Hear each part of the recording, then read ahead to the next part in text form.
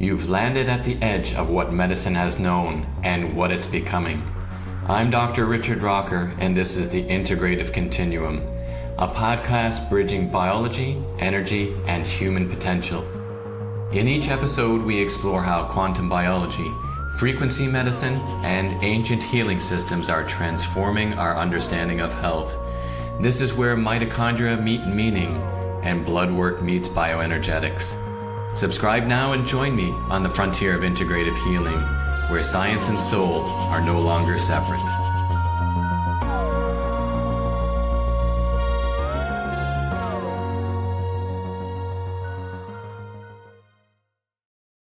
Welcome back to the Integrative Continuum.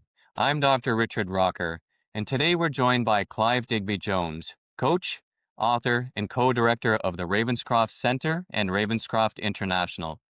Clive is a master practitioner and lead trainer of RAPSI, the Ravenscroft Approach to Psycho-Spiritual Integration, a practical method developed by Dr. Eileen Watkins Seymour that utilizes focused language, somatic awareness, and energetic techniques to help individuals uncover and reintegrate what is often experienced as the missing energy behind chronic symptoms and fragmentation. Over a 30-year career, Clive has worked across leadership, creativity, and deep healing. From early innovation training inspired by Disney University to clinical programs and a global practitioner training model. He is the public voice of RAPSI work and the co-author of The Missing Piece, The Advanced Seeker's Guide to Wholeness. Clive's own story, his Humpty Dumpty Rebuilding, is a powerful example of the method in practice and will resonate strongly with listeners. Today we'll explore the origins of RAPSI, its practical application, how it differs from conventional therapies, and what the evidence suggests about achieving real, measurable change. Clive, great to have you on the show. Hello, thank you, Richard. Excellent. Now, Clive, tell us about the moment or series of experiences that moved you from business and innovation into psycho-spiritual work. What were the turning points? It was partly 3 marriages which hadn't worked. And it was a voyage that I was starting with learning about myself and why I wasn't quite as much as I thought I was on the surface. So it was really shock, horror, wake up, Clive. Okay. So how did the idea of RAPSI come about? What were the formative experiences or influences, like maybe your work with Disney or NLP or psychology? Maybe explain a little bit more about that. Sure. So I'm going to say from the age of 4, I have wanted to know how things work and how to make them work better. So in my formative years, I was learning things about how things worked. And it included becoming a consultant in organization and methods with IBM. And so I was tasked with saving jobs at IBM and making systems work better so they could save money. And they never fired anybody, so it was actually moving people around. But as I was doing that, I had set up and run 2 companies, and I got kind of like a download, if you like.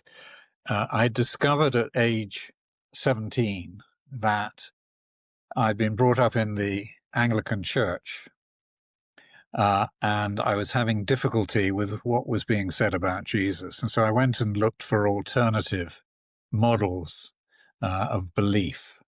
And so I had a look at Buddhism. I had a look at some other faiths, and then I discovered dowsing, and I discovered numerology, and I discovered things which were other models of how we work. And shock, horror, and some delight, I discovered I could read energy. What does that mean? It means that I could pick up my hands and I could feel energy from outside. I could look at somebody's palm and I could sense things. So I'd always been considered a weird child because I seemed to know things about the future, and I seemed to be able to do things which other kids weren't able to do. I scared a lot of children to death because I said things and knew things. And that later on comes back to really understanding deeply this whole energetic thing. And I am going to get to Dr. Eileen and RAPSI, but I'm going to meander through a little bit further on.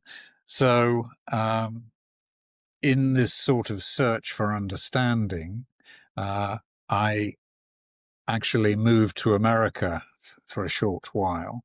And while I was there, I joined a consulting firm. I was doing my own personal work with people. I was helping them in leadership terms. I was helping them in being better people and so on. And the organization I was working with, I was on assignment to the California office in San Francisco. And one of the salespeople came in one day and says, does anybody know anything about modeling people, finding out how they work? So I volunteered that I had studied NLP, Neuro-Linguistic Programming, an approach, become a practitioner. And so I said, yes, I know quite a bit about modeling. I literally just passed the exam, so I've got my diploma. But being in America, I was right out there. And he said, yeah, well, you're modeling Walt Disney. I said, but he's dead. I'd been taught how to model live people anyway. So I was with a film crew, allowed to go into the archives. I was allowed to interview the 5 of the 9 remaining 9 old men, and they were called, were the original animators. And I got to produce a model of how Walt created and trained people to be creative.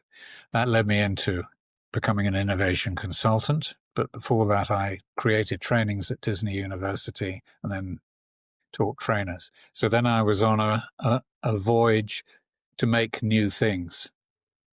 And I had a project with the agency I was with to fly to Switzerland. And we're getting nearer to talking about RAPSI.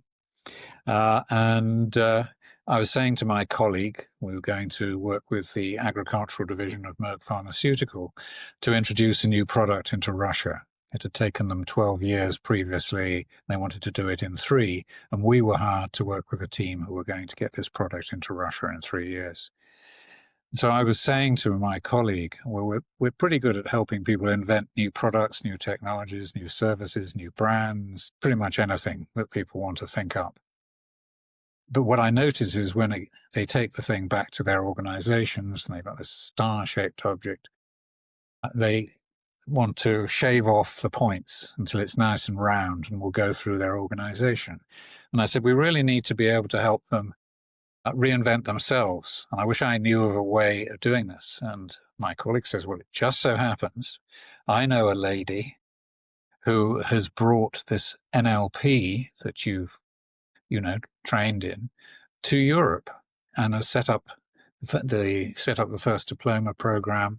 And she's also a psychotherapist, and she's seen some of our colleagues. And I said, okay.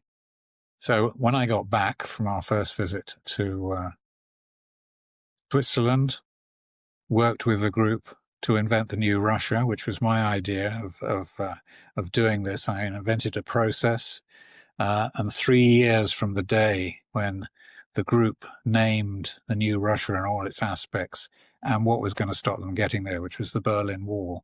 The Berlin Wall opened. So I've been dining out on that ever since, how to invent the future and create the future and so on and so on. But I then went and did Eileen's course, full course in NLP. just read the book before. And I had up to that point, and this is a long-winded introduction, but I had up to that point.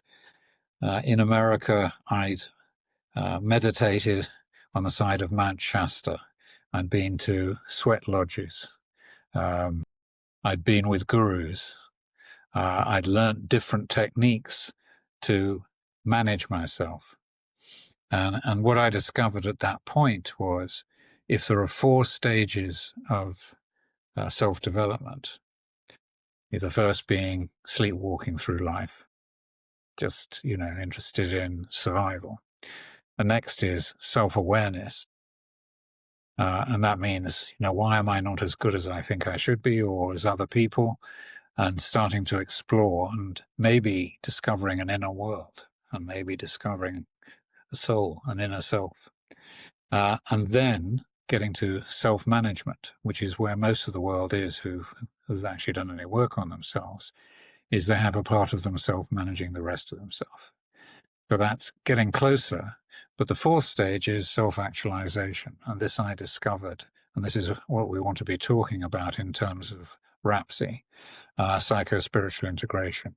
And I've discovered it, and we created the book together, and we've done trainings and trained practitioners and so on, as I, over the last 34 years, with my partner, Dr. Eileen Watkins-Seymour, have been privy to her work. There is no corner of me that I think I still have lost bits of myself. So I would like to be able to describe how this works and actually what's different about it.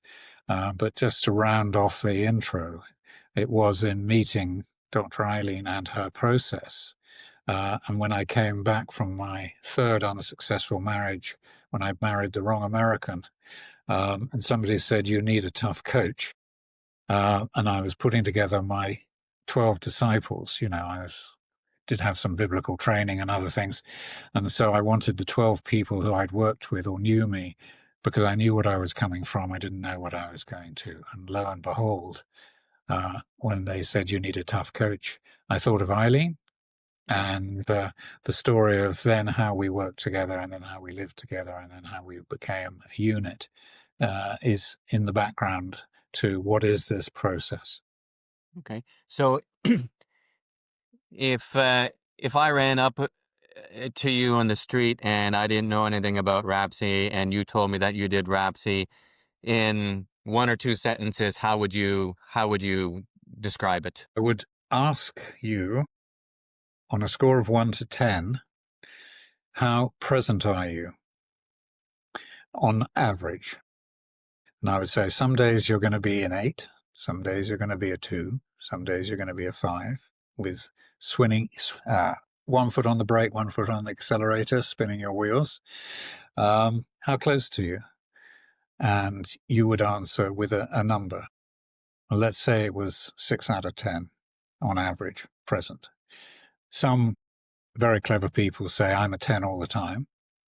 And I usually say, and what would your partner, what would your children say is your number in terms of how present you are? And that usually is, So having discovered that we're not present all the time, and we have a number, let's say it's 6 out of 10, that says that 60% of you is trying to be 10. So that we have access to 60% of our energy, 60% of our light. And 40% is somewhere else.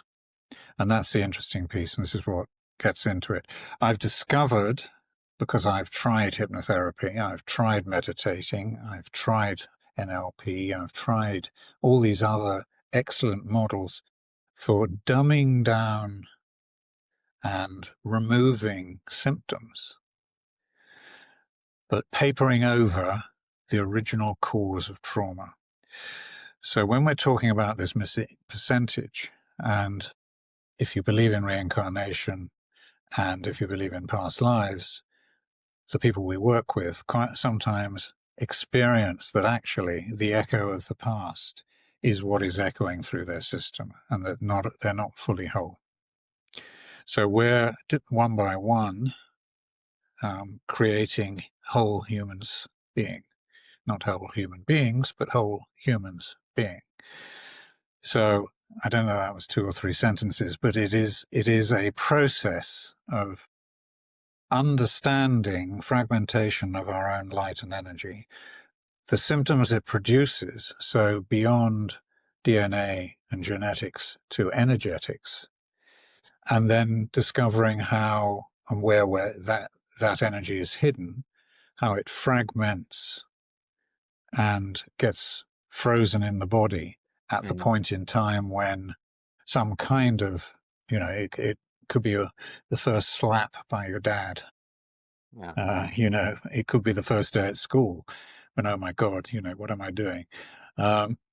Whatever the cause is, that causes our energy and light, which actually can be seen and photographed, to radiate out of us.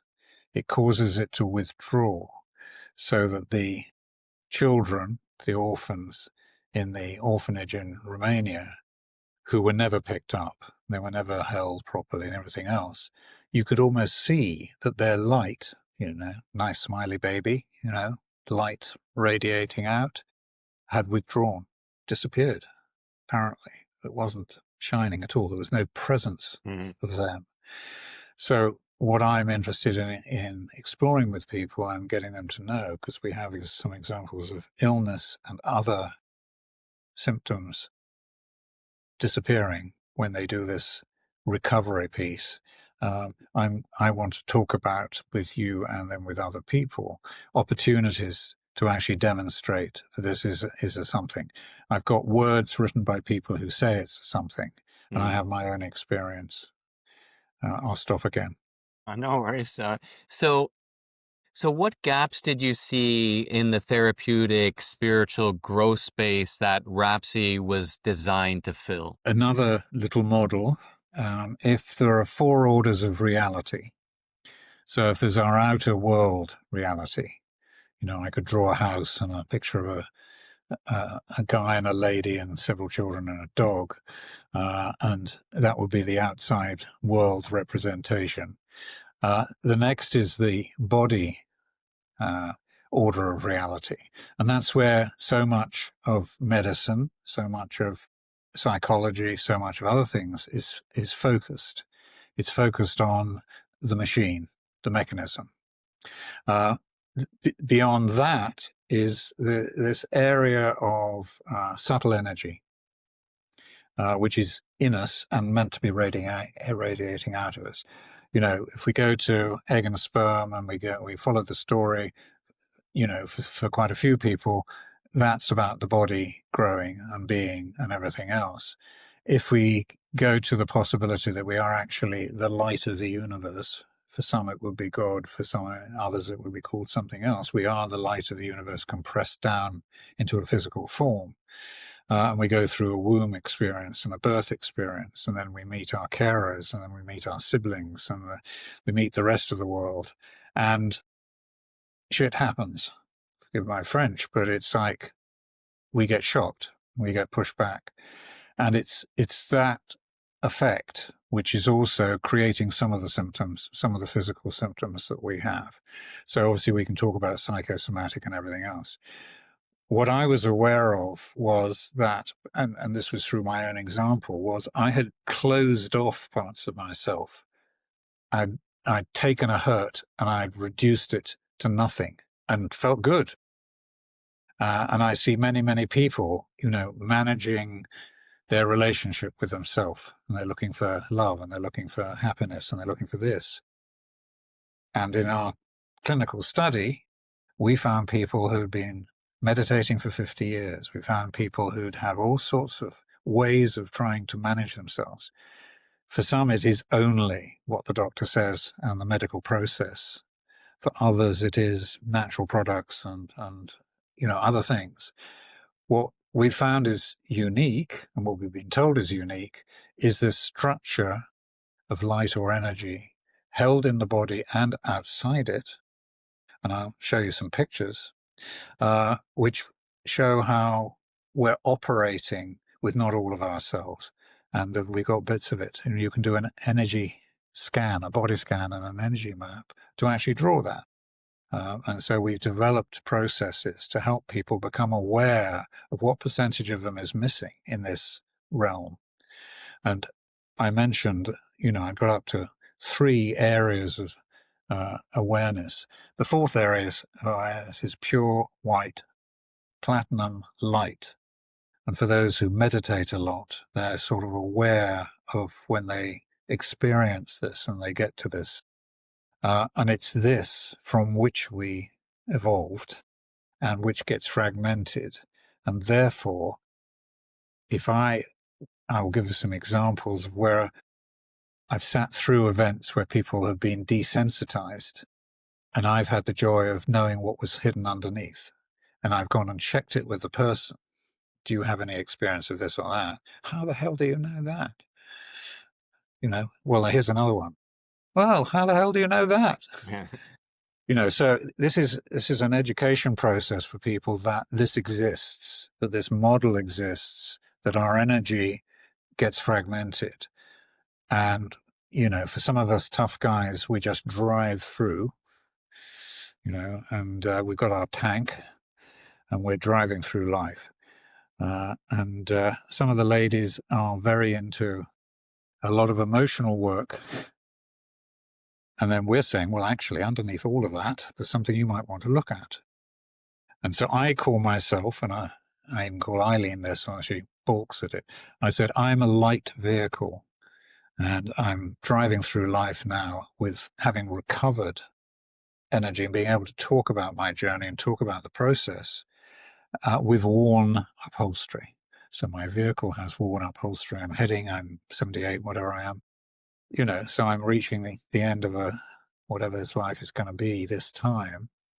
And I'm very keen to find partners who'd be interested in exploring this, both to take it forwards and to share the joy of really lightening up the world, lightening up America, lightening up Europe, because we are operating with a degree of darkness. And I wrote the article on black holes in the internal universe, which Eileen discussed with Stephen Hawking, the black hole genius, who was something of a black hole himself physically. But anyway, we won't go there. So it's a long-winded answer to why it's like it was partly my own experience, but it was partly observing that these very worthwhile modalities, say hypnotherapy, creates a lot of good and healing and everything else. However, what if there was something behind what has just been desensitized or below it or whatever? So for somebody that might be a little bit new to this kind of realm, what does psycho-spiritual integration, what does it really mean, if we were to simplify that? It means using your psychology to find symptoms and then to find how energy, light, is trapped in your body. So it's, we do the numbers first. We find out what your present state is. So you list all the things that aren't working and the negative feelings, if you have them.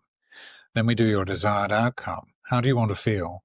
Not what new car do you want to get and how can you get a better job, but what do you want to feel? And people start to list all of the things that they want to feel. And they're having difficulty finding them because they haven't had them for a while.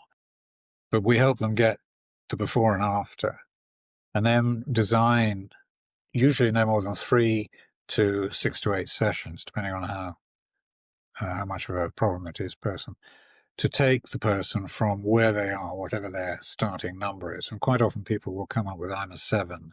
And by the time they've found their present state and they've got this, well, actually I'm a 4. So there's some adjusting of where you are. And then each session we measure how much you've discovered. So I'm working with somebody who is a friend. And he said, I'm about to have of my psychiatrist. I said, psychiatrist? I've known you for 45 years. You've never, ever mentioned your psychiatrist. Well, yeah. And he's going to put a screwdriver in my eye. I said, what? Well, it's some kind of medical process to mess with my brain and stop me feeling this eternal clinical depression. So I said, okay, what's your score out of 10? How present are you? 2. 2 out of 10. 20%. That's all. So boy, has he had a struggle. And he's created the most fantastic things in the world. He's hugely successfully created a huge not-for-profit and so on and so on. Pretty much everybody has got something to find. So how did we work together? We set up sessions about a week apart. And within a very short space of time, he discovered that at 17 years old, he'd abandoned himself. He was due to go to university and he'd fallen in love and it didn't work. And his 17-year-old self, you could say, the energy of that had stayed trapped in his body. And lo and behold, he found some of it through his head and he found some of it through his chest. Because people actually show as they're talking. They say, I push myself. Well, that says there's an I pushing a self. And so we start to use the language to help people explore their bodies. And he discovered various stages of things that happen. When he got over 60%, he was starting to feel good. His psychiatrist started to take him off the 4 meds that he was taking because I was able to transmit, and he was able to transmit to that person that things were changing. He was no longer feeling the way he'd always felt. And we'd got sufficient to that to then do the next stage of work, which was discovering that not only was he holding in and around his body different times and different pieces of energy. I could show you what it looks like for a person to do, to find that. But he found that he had his father, he had an inner other in him. And this inner father, with whom he'd been battling for 60 years, had lost himself at age 17. He'd been sent to hospital for a year, and his energy was lost at age 17. So we did a healing on his father, and that involved finding the light in the father who was deceased at that point. And what happened was he got back his energy from the times when he had these disastrous interactions with his father. And the energy of the father, I mean, people have seen this happening, is it leaves this shape. In fact, it comes forward, dissolves the form of the father, and some of it scoots off for evolutionary purposes to the soul of the father, and part of it comes back to the young child. And it's almost any other modality I've looked at does not know to do this. There's some excellent ways of managing, but this is really finding out. So he's at a stage now of about 8.5 to 9 out of 10. And he's looking at additional business. He's looking at various other things. He's teaching, he's volunteering to work with young people, and he is present. And it's up to him as to whether he wants to do the final thing, to be 10 out of 10. I think it's possible. We've had people who've just, reached this stage of being that is calmer. So as you're saying, for people who know nothing about it, if you suffer from anxiety, if you suffer from depression, if you suffer from fear, if you suffer from anger and hate, if you suffer from any of the negative feelings, we can help you trace it back to where it started, and then you can recover and create joy in yourself, because you can start to fuel yourself with the energy that got lost along the way. I'm very interested in the patients with cancer. I'm interested in, so talking about generally, can this be for you? We have some practitioners around the world, and we're wanting to create more. We want to create training centers. I possibly will be doing this with Kaiser University locally in Florida. we want to train trainers, and we want those trainers to train other trainers, and we want to have the ripple effect, because surprised to find that this, even though this exists in the world, it's not generally known and understood. And this is why I'm so glad. And I'll shut up for a little while.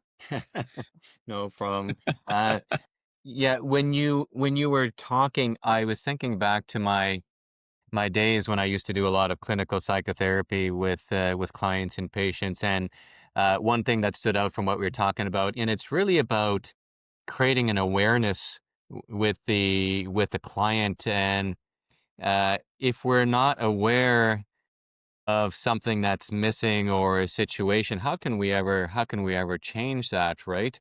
And then I remember working with people where you would ask. I remember one lady in particular. She went from one person to another, and I came to the realization that I said, this woman is in her late 50s, and I don't think she's ever had any fun in her life. And I asked her, what do you do for fun? And it absolutely stunned her. She didn't know what to do, and she came to the conclusion, I've never really had fun in my life. And everything came, and all the situations that came, and the hardships through life and that. And at the end of Yes, the day, I just got her to do fun things.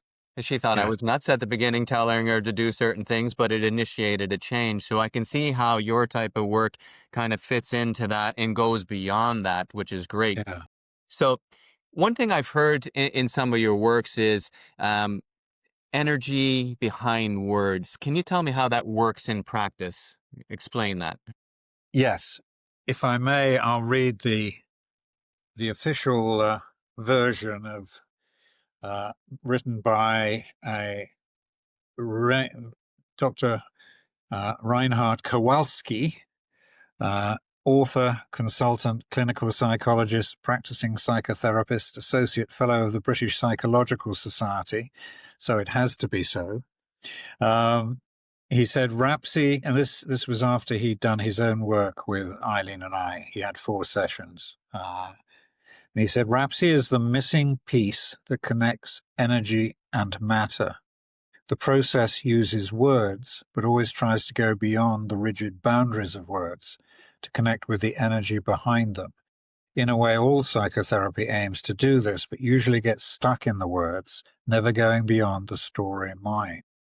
The missing piece is to use words to go beyond themselves. So as we're working with somebody, we are noting down very precisely what they say. We're noting where they point around them. They suddenly keep on doing this, they're tapping there without realizing. So we're getting the words, and then we're getting doorways. And then we have a way of having the person look inside. We can have them map, first of all, where their energy is. Once they've got an understanding of my present state is this, my desired outcome is this, I want to feel peaceful, I want to feel recognized, I want to feel confident, I want to feel this and the other. And we say to them, well, on a score of 1 to 10, how close to that desired outcome? And they start to get a real physical sense. So they're working at the sense level in them, wherever that happens to be. And we notice that people are operating from observers in their head. We're noticing they're operating from a closed off heart space, stomach. They're stepping on their energy. The lady with the huge elephantine legs was standing on herself. Mm. And when she found the light below her feet, it's a personal inner journey that, enabled her. And she just, we watched as her legs started to shrink in this group. Another person had eczema. And when he drew his outline, and it could have looked something like that. He drew this red area all around the outside of his body. And this was his protective layer to stop his over enthusiastic mother from getting into him. So we're starting to help people realize that whatever they're saying and self, we will say, okay, if you were to put I in, you've just discovered that you're a 6 out of 10. 60% of you is here, 40% of you is missing. So if one was I and one was self, which would be which? And the person say they don't know how they do it, but that we say answer quickly, and they're instinctively, their system knows the answer to these things. These things are actually held in the person. You know, you had to help that lady understand through fun that it wasn't existing. You know, you were the catalyst to help her look. We do some things which have people naturally do this searching. So they've now found out which is 40% and which is, you know, they've got their hands, and they can put one in one hand and one in the other. And then we start them to have a conversation, which is younger, which is older. What's each experience of life? And they start to recognize they've got these different factions in them. So when I was working with a chairman of a board of a company I'd helped grow from 50 people to 2,000 people in 8 years and have 2 takeovers. And when I had finished with my involvement as a non-executive director, originally a consultant in innovation, it was a marketing agency, he said, he rang up and said, look, I've got a problem with my new wife, somebody I married from the company, and our children. And he said, I spent 8 years trying to trick you and see whether you would talk about me to anybody else and everything else. And I realized that you don't do that. And I'd like to come and see you. And he discovered that there were 2 sides to him. 27-year-old on his right hand, sort of masculine side, who was the salesman. 40-year-old on the left hand, who was the played the organ, led the choir, was the creative in this marketing agency in packaging and design. And up in his head was a 5-year-old energy, who was chairman of the board. And his colleagues used to say, he's always picking up his toys and running off with them. So guess who was operating? Anyway, getting the energies all together and flowing. And what people experience is they start in one place, they look in, what does it look like inside? So they open their inner eyes, they close their outer eyes, open their eyes, and they start to see things. And they may see light or dark, they may see a color, they may see a shape. And these are layers of this inner energy. When I talked about the 4 orders of reality, and there's this inner world energy. Very often they find in the back of their head an element of their soul, which has been signaling to them through their third eye. So you asked, about words. We're listening and watching in a way that helps open these doorways that the person can journey through. When I was 50 years old, Eileen was driving. We'd been together how many years by that stage? And I was idly looking we were in France, and there were these poplar trees, and there was beautiful lights flashing, between the trees as you go through bits of France. And I was looking at the road, and it was all blurry. And then I saw a clear patch in front of the car, about 20 feet out in front of the car. So I moved my head one way, and the clear patch moved. I moved my head the other way, and the clear patch moved. And this was actually then attached to me. So I said, Eileen, I've got this clear patch out in front. Being Eileen, she immediately started a session on me as she was driving. She said, close your outer eyes, open your inner eyes. So I did that. And I saw the light out in front and a dark tunnel. So I literally felt myself coming out of my throat and down the tunnel. And there was a light at the end of the tunnel. I went, oh, well, yeah, I'm not sure this is a good idea. Am I dying? Anyway, I didn't have any choice. I traveled to this, and I was then looking down on a scene of my 18-month-old self having swallowed a Kirby grip or bobby pin, depending on your country, and I was a blue baby. I had risen out of my body. Part of my soul had risen out of my body and was still looking down. And that, God bless it, had been operating out in front of me all this time, so that I knew what would happen in 18 months' time.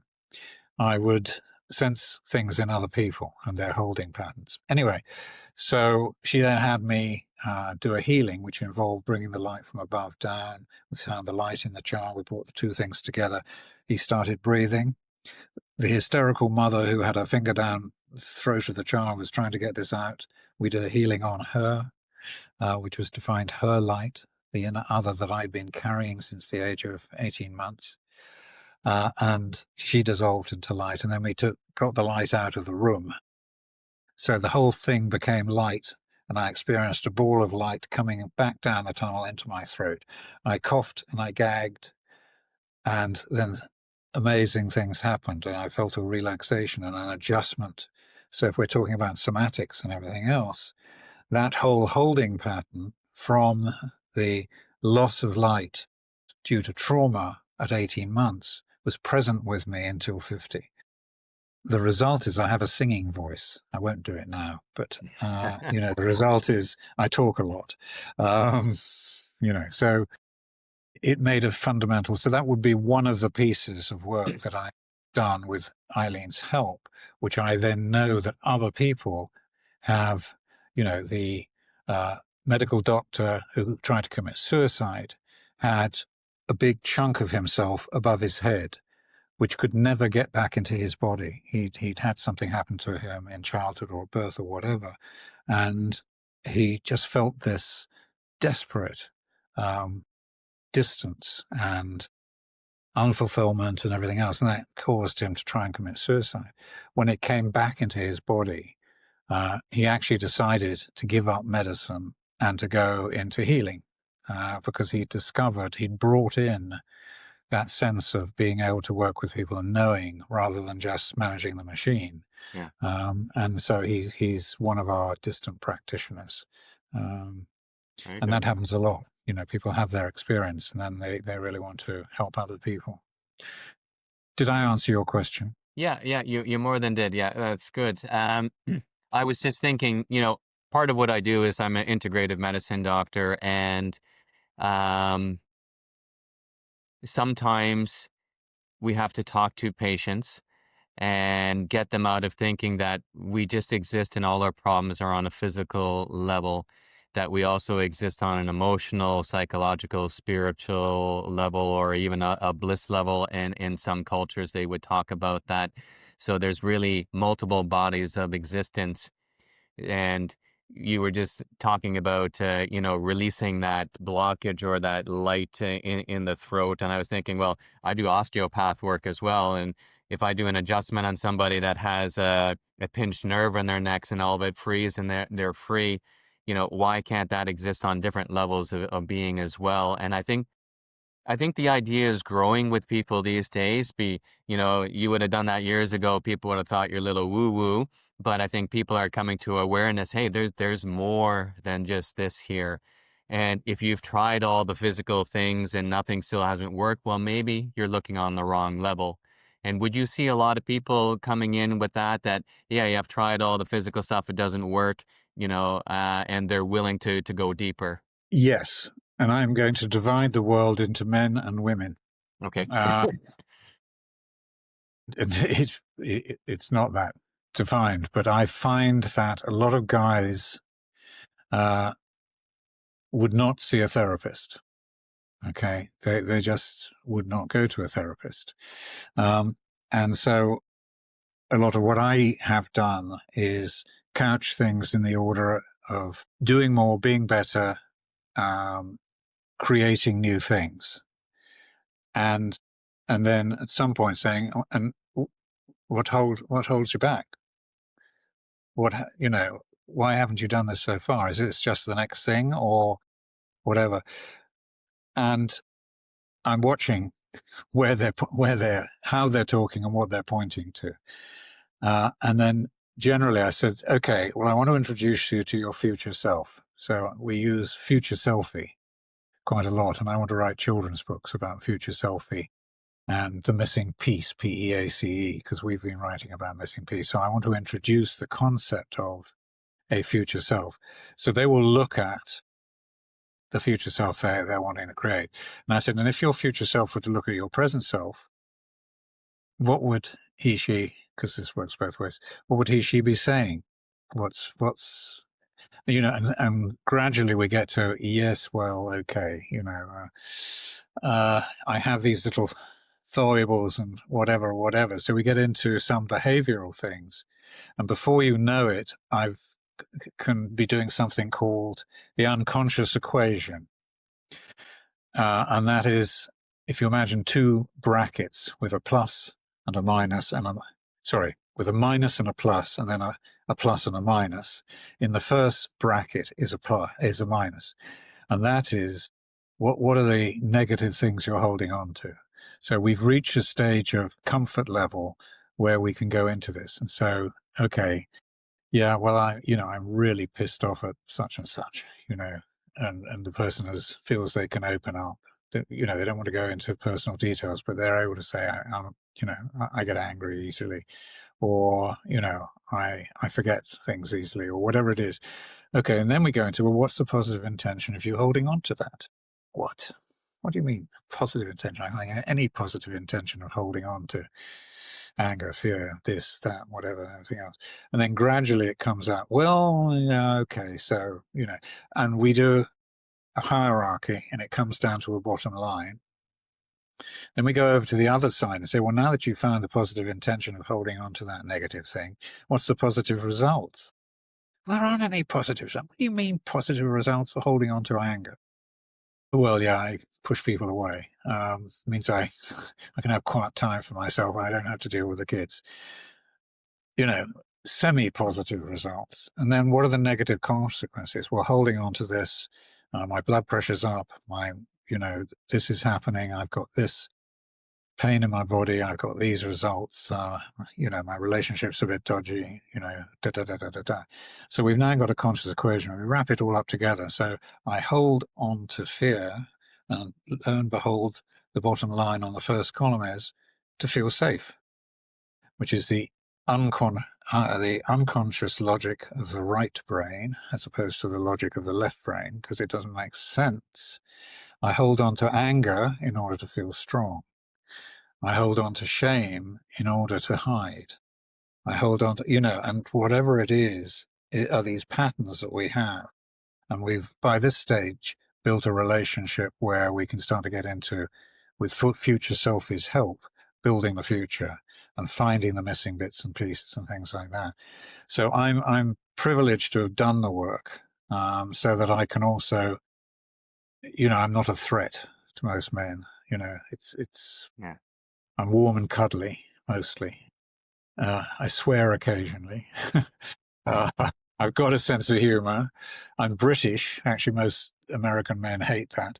The American women love it. They love the British accent. Yeah. But, it's like I can float through and work with it. This is not about how I do it and about me or even Eileen. It is about, we want to find partners who are interested in seeing whether there's something beyond the skill sets they know and work with, which could help them by using certain processes and other things to get people more quickly into exploring their system. And it's using the words to find the energy behind which there are physical doorways. So I will just show you. This is these are the pictures of the examiner of the CPCAB, Counselling and Psychotherapy Central Awarding Body in London. And he organized events for us and everything else and got us in and got us examining our students and everything else. So this was his first picture. And up in the top corner, you can see that the colors mean things to him. So the red was anger, the green was, if I read his, sustaining. It was neutral fuel. And so he drew this whole thing. And that was the first workshop. The second workshop was this. And what you'll notice is it's getting lighter. You'll also notice there's something floating around the side of his head, which he discovered a consciousness. And, so this was an improvement and things were sort of starting to work towards something. His next workshop looked like this. And everybody I show it to says, "Oh my God, look at how strong he is, and how, pulled together, and look what's happening to his energy." That was a central column of anger. So what he'd done was pull all his anger into one central column in him. So why? Because his anger was helping him be strong. His anger was helping him do things in the world. We had to say, well, what if you could find something else? What if you could find a feeling in you? And for him, it was joy. He didn't have any joy in his system at all. And sure enough, the joy was from different ages where he'd momentarily been joyful. And then life had, or his parents or whatever, had dealt him a blow. The self-awareness stage, we often blame our parents, because that's the easy route. But it's actually more complex than that. So the final one was he couldn't draw his outline, and he sent us a photograph of how he was feeling. Was he was now radiating. He's now was calmly, and he looked like he was nude and streaking, but anyway, it was like he felt so free in this picture, and what it was doing was triggering the law of attraction.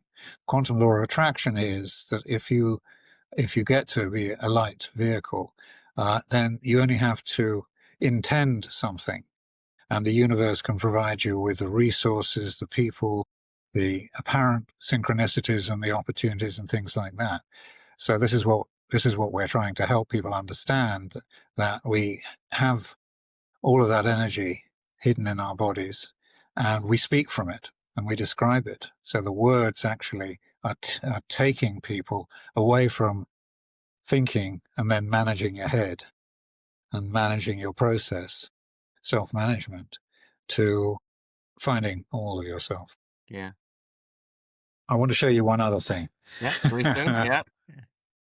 So this is a lady, 24 years old, who had early stage cancer, stomach cancer. And the top picture it's split in four: stress, lymph, stomach, and free radicals are the four pictures at each stage. We didn't know she was having this particular kind of blood work done and being photographed. So she came to us, and we fairly quickly helped her identify she had a struggle pattern. That turned out to be her 14-year-old self standing behind her with her arms crossed, saying some very rude words to family, the world, and everything.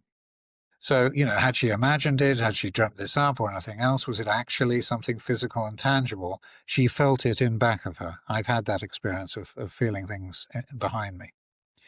So the middle one was when we actually helped her find this 14-year-old self, and we sent them off to be together. So in her consciousness, first thing in the morning, last thing at night, she looked in on her 24-year-old self and her 14-year-old self to see what they were doing. They were not happy puppies together. So when she was coming back for her next session, Eileen, God bless her, said, let's block the front door and make it difficult and make her struggle to get in. So I put a hat stand and various other things, and we gradually opened the door a little, and she came in and she was hysterically laughing. All right, I get the point. Yes. And she said, the little bitch tripped me up once this week. I said, excuse me? That's part of your energy. That's part of who you are. Now thank her for being part of who you are. And she said, oh, I'm sorry. Yeah, I literally fell over, and I felt her foot by mine. Well, you could say she was imagining, whatever. This was the healing crisis. You could see it in terms of how much worse it had become. And then when she did the integration, she found the energy and made nice. There's a 5-step process: recognition, relationship, reconciliation, release, and radiating, that we take people through piece by piece by piece by piece. And the feeling on the inside is of energy growing, buzzing, things waking up, feeling lighter. When the energy reaches the skin line, we say, continue to expand, help start radiating. They've been all closed in. They've not been out in the world. So she started being out in the world. And we asked the system in the last session, how long will it be before you're fully recovered from this, what is appearing on blood work and various other things. She said, it's going to be 6 weeks. So 6 weeks to the day, she sent us this picture. And that is really, I'm of interest. We've had people with throat cancer who've been holding ancestral lines of the mother, the grandmother, and other things, which when you brought the light through, it healed the generations. We've had other cancer type things. We had a friend whose multiple sclerosis stopped dead. It never improved. The damage was done, but she had MS, and she lived for a good while longer than anybody had predicted. We have a husband of somebody I worked with who has Parkinson's. And I discovered how at age 32, as the owner of a landscaping business, he'd left somebody in charge while he had to go and do something. And the guy was constructing and doing things and with cutters and knives and scythes and everything else, and he put his head out of the window of a vehicle, and this thing came down and took his head off. And this man had never recovered. His owner, he owned this. It was, he shouldn't have this, he shouldn't have that. We managed to help him find him who was absolutely distraught, who was in the back of him shaking like a leaf, Parkinson's. And so he's not been able to undo certain things that happened to his body since then. But at least he's been able to improve his situation. So I'm not saying this is the be-all and end-all, but I think it's worth exploring where this could be added to people's systems and processes. And it's I'd like to body of healing. Yeah. And we want to work with PTSD. We want to work with other things. We've just been asked to be directors of the Florida not-for-profit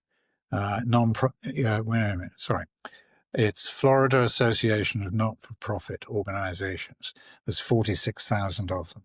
And we were going to be on the board because we want to go to those people and say, look, you're working with people in this area. Would you like to have a little pilot program? Could we be training some of your people if you're licensed practitioners and things like that? So that's what we want to do. We've got a clinical study. We'd like to do more to test it and see how it can be added to people's work. It's possibly translating other systems of personal development and study and everything else. And I'm trying terribly hard not to say it's better. It is simply a further stage, and it's about self-actualization as opposed to self-management. So, would there be any contraindications, like anybody that shouldn't do RAPSI or somebody that would need some medical supervision first? Is there anything like that, any contraindication that you're aware of? No, we always say, you need to do what your medical advisors and practitioners are telling you to do. And we are happy to talk to them about what this is. The worst, we talk about starving birdies in the nest. So that is that these pieces that have got lost, withheld, everything else, are like starving birdies. And when the first one gets fed, guess what? The others start squawking. So we talk about the sort of the pattern, which is a wave pattern, where you do a piece of work, you feel so much better and you feel freer, and then something starts to come through to you, a feeling, a thought, an experience, a memory, or whatever. And you say, I just went back to being what I was. And I said, no, you've actually moved a little. So what we'll do is work on the next thing. And once this is understood and the system sees that this is happening, it's whatever, negative feelings come up, and there might be a physical, a rash comes out or something might come out or anything else. We can very quickly help, as with the lady who was 24, who incidentally became a therapist.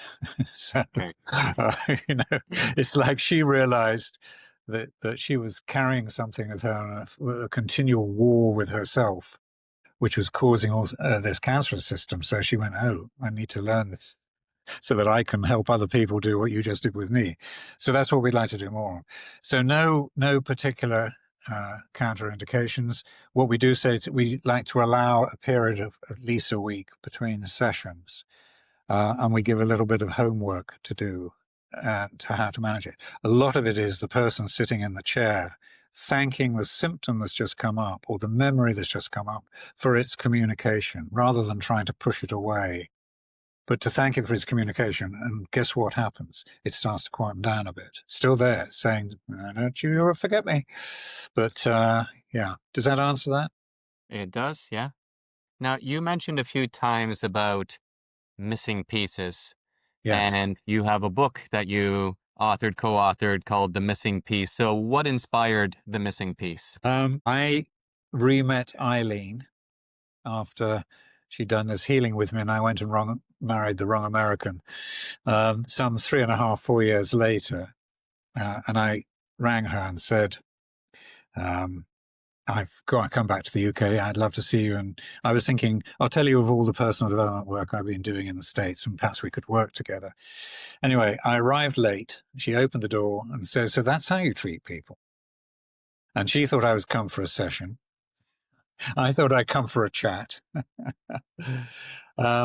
So in that first meeting, and we're now writing a book about this,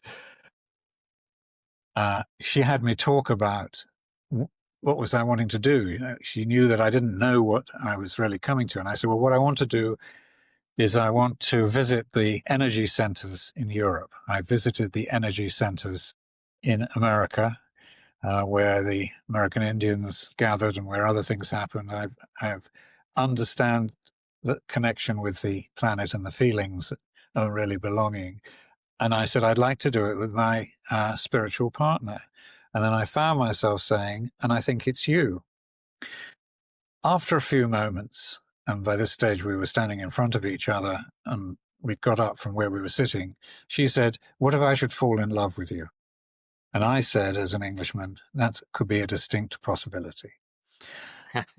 So this prefaces how the hell did we get to writing a book? Well, the answer is we then spent 6 weeks calling each other.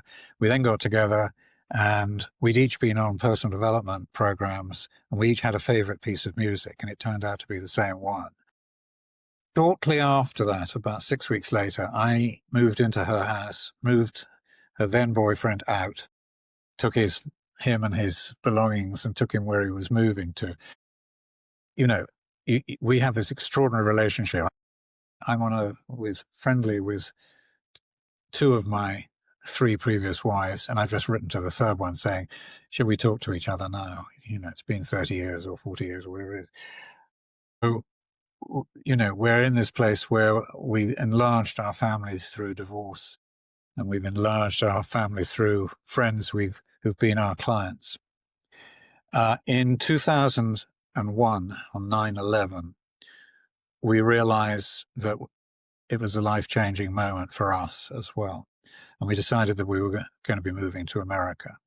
So we moved to a small hamlet in England, and we started our trainings. And those pictures I showed you were of the guy who's allowed us to work and actually he examined and passed our students.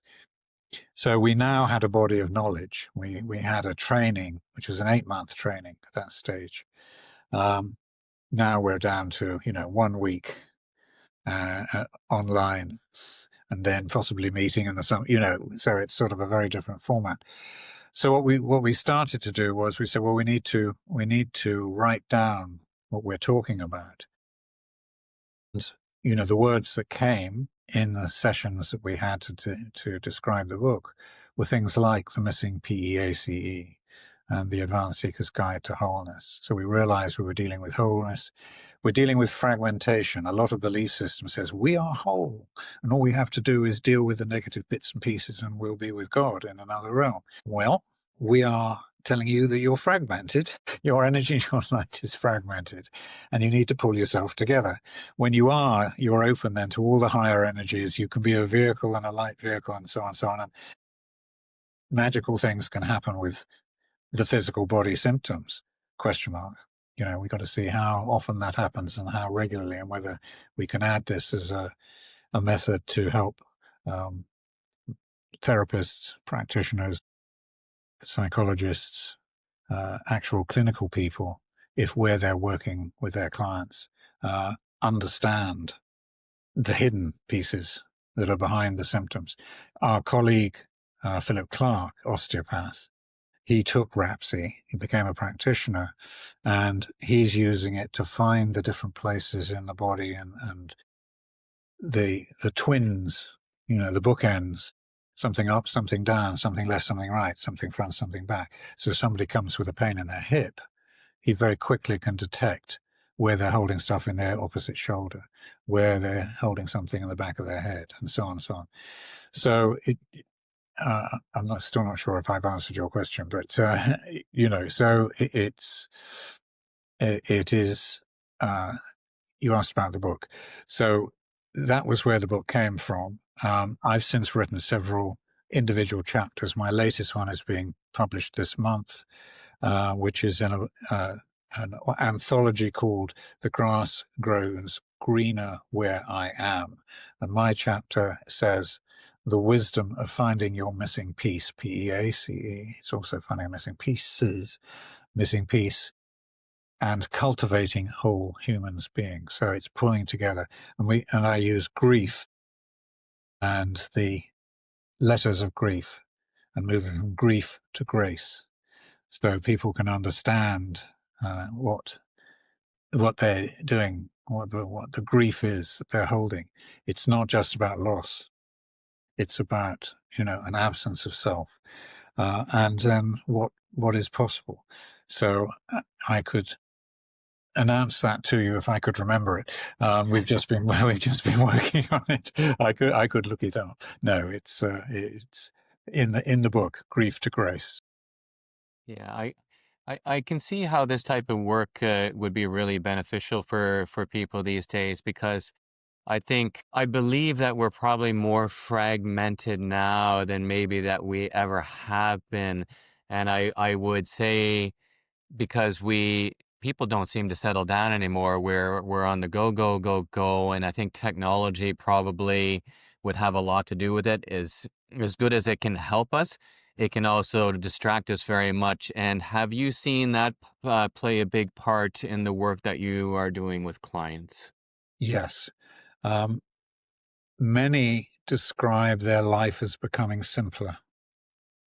And in experiencing a wholeness, it's not just finding the bits of energy in the body, but also bringing down the conscious mind, and often typified as one or more observers, a doubter, a judge, a controller in our head. It is going through that process. Suddenly there's this experience of being, and you can be very still. When you're in the self-management stage, you're engineering being still. But to have that experience, and many people have said, all of the things I was doing were to try and become whole. Once I was whole, or at least at the stage where I feel I don't have anything more to do, I'm exercising effortlessly. I'm with my children and my families effortlessly. I'm managing my work and life balance. Before it was, I had to keep a day manager and a strict routine and this, that, and the other to do it. So we've noticed that we can't wait to get rid of our clients. Okay. Can't wait for them to go 6 to 8 sessions. They then become our friends. So we've got, we have 6,000 plus past clients, and we have people all around the world who write to us, who we're in touch with from time to time. And we don't have to go see them. We can use the internet now. And so it's become more of a friend, and keeping in touch and spotting something they've written on Facebook and commenting on it and putting love after their photos and the rest of it. So I think I wouldn't underestimate the power of this to remove symptoms. And I wouldn't underestimate the power of this to find balance. I would say that some people give up their jobs. Some people decide to, go or give retreats. Some people decide to do something in their village, which, none of them were talking to each other, and there was a sort of almost a wall down the middle between the haves and the have-nots and the this and the that, and that's all melted away. So, we've got endless stories, and in our book, The Missing Piece, which you can get from us, we still have some left and we'll reprint it. It says how we do this, so it teaches you how to do it.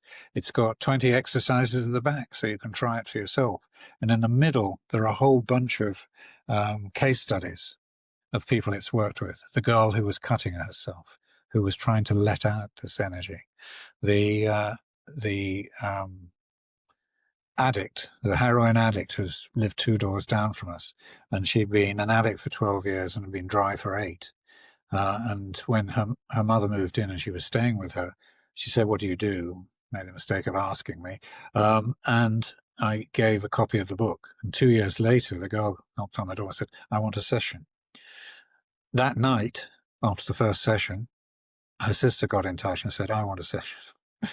The second session that the first one had, her sister's roommate, got in touch and says, "I want a session." So it's like they all notice an immediate change.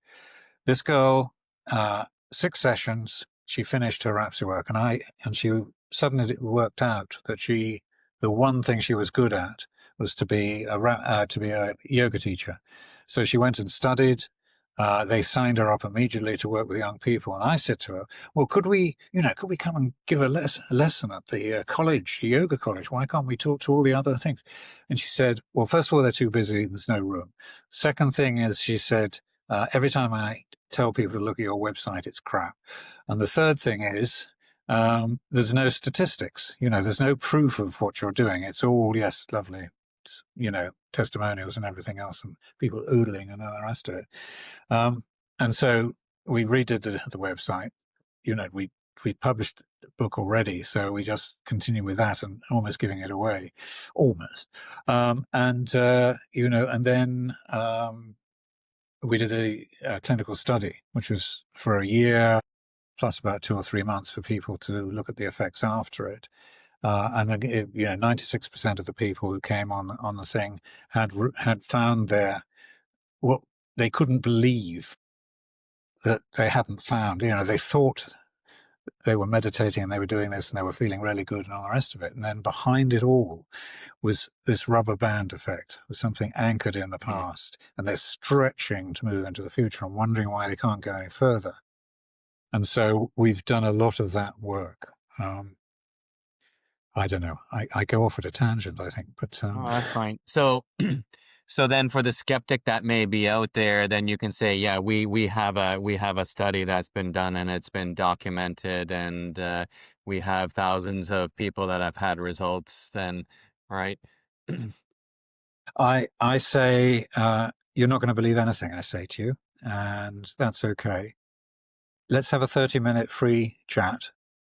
And I start finding out some information, and that raises curiosity. And then I say, commit to 1 session. And this will be a mapping session and a little piece of work.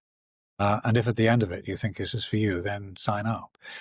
But I wouldn't do this. I wouldn't believe me if I was, skeptical about things. I've got good reason. Part of your being is something in your head that is, doing the job of being skeptical. Thank it for being skeptical. That's kind of keeping you safe up till now. So this is something to explore gently, and do it. Give us, on our website, which is www.ra/PSI. That's RAPSI, Ravenscroft Approach to Psychospiritual Integration. So ra-psi.com. And I know it's in the notes that you're putting out. Yeah, we'll include that all in the show notes too. Yeah. And So, if you do it on a Friday, I've got all Friday morning to do 30-minute sessions with people, and that's the way I do it. perfect. And then, if you're interested, you could do work with Eileen, you could do work with me, occasionally do work with both of us. and that will show you whether this is for you. And And you can do that online. yeah, you can do it Yeah. online. Yeah, and if you're a practitioner, we love to talk to you about adding this to your toolkit and finding a way of partnering, because we aim to spread this across the world, and it's part of our legacy. So true legacy creation is part of the work I do with people, which gets them involved. And I'd actually like to finish my life not only leaving a financial legacy to my children, but actually leaving some of myself. Yeah. Yeah. So Yeah. So for somebody listening who is struggling with chronic symptoms, whether it's pain, fatigue, emotional fragmentation, what are 3 practical things they can do this week to start reclaiming their light? First of all, to thank every single thing that is showing up as a symptom, a thought, a feeling, an ache, a pain. Thank it for its communication. You will be amazed that it's been trying to get your attention because there's something hidden in you, which is causing the symptom. People don't know that. So number 1 is acknowledgement. Number 2 is you could order a copy of the book, or I could send you can get in touch and I will send you a 1-page free summary of the book and how this thing works. So you can read about it. And third thing, you could go to the website and that gives you more information, and I'm told is pretty well put together. And in terms of you healing yourself, become aware if you have a controller in you.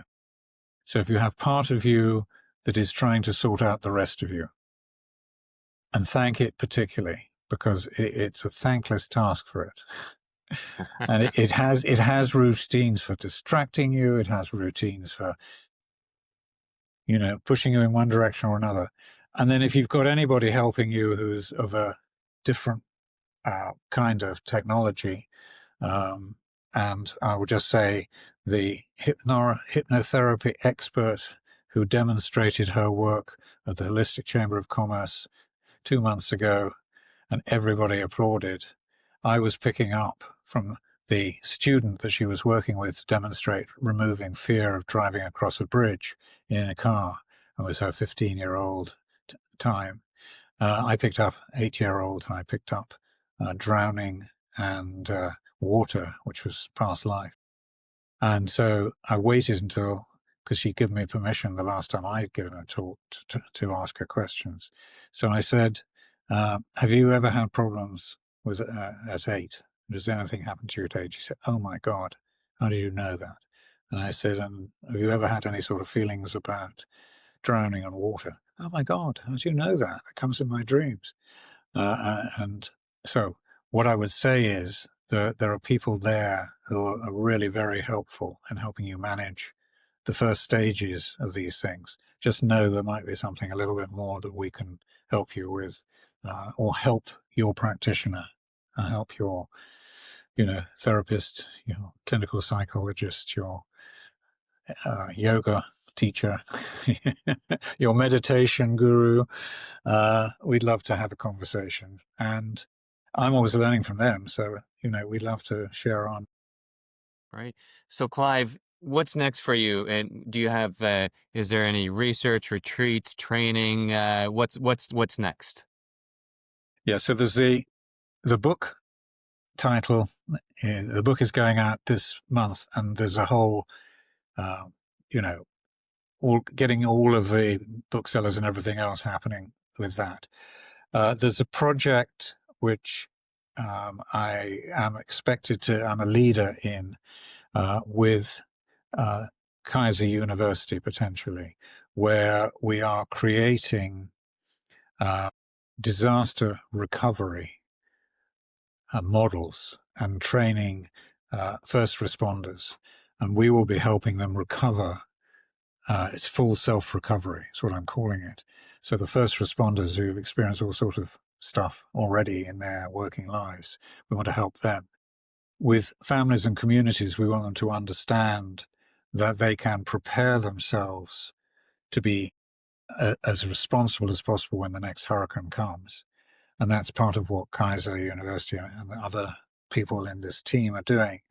And then after the disaster, recovering parts of yourself. So we will have programs. So we want to be teaching, and we've got these 40,000 plus not-for-profits, and we're hoping to start doing trainings with them, because FEMA, God bless them, the agency to help us after hurricanes in Florida, and other agencies helping after other disasters, do not have the funding, and they're being shrunk down in America due to whatever. So I'm doing that, and we are writing a book, Eileen and I, which is to show how through divorce we've expanded our families and friends, and through the work we do, we've built this wonderful warmth and everything. And people, whenever we tell them things about me getting together Eileen's 70th birthday party on the phone with her first husband and on the internet with her second husband in the UK, and we were planning her 70th party, most people go, what? So it is about how you value the plus side of life, and you learn to say how to. So rather than saying a negative, I'm ill, I'm this, I'm that, say how to become this, how can I do this, how can we do that?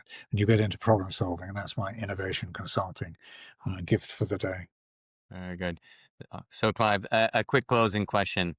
If you could send one message to our listeners about healing and leadership, what would it be? It would be understanding that you're meant to be a power for good in the world. So if I drew a tree with its green leaves, branches, that's the outer world. If I drew the roots with blue and white roots in it, that's the inner world. And so I would encourage you to work to align those two things. And there are lots of people who are very interested in helping you align your inner and outer world. And we have a particular process which helps you self-actualize. And so you can do it for yourself. And if we can help, we'd love to. Fantastic. Well, I'd like to thank you very much, Clive, for the work that you do along with Eileen. I think it's a much needed piece. We talked a lot about piece and pieces today. So thank you for helping people put their pieces together to find their piece. Okay, different pieces, right? So I think it's excellent. Like we said before, it's just not on the physical level. We exist and we have health on many different levels, and it's nice to see that you're helping people put that together there. So thank you very much for that. And again, for Clive and Eileen's work that they do, RAPSI and their book and all the works, we will list that in the show notes for people, so please check that out. And I'd like to thank everybody for joining the Integrative Continuum once again. Please like and share this to anybody that may find this beneficial, and we'll see you on the next episode. Have a great day. Goodbye. Thank you. Thank you for joining me on the Integrative Continuum. I hope today's conversation gave you new insights and practical tools for your own health journey. If you enjoyed this episode, please subscribe, share it with someone who would benefit, and leave us a review. It helps us spread this message further. Until next time, I'm Dr. Richard Rocker. Stay curious, stay empowered, and keep moving forward on your path to integrative health.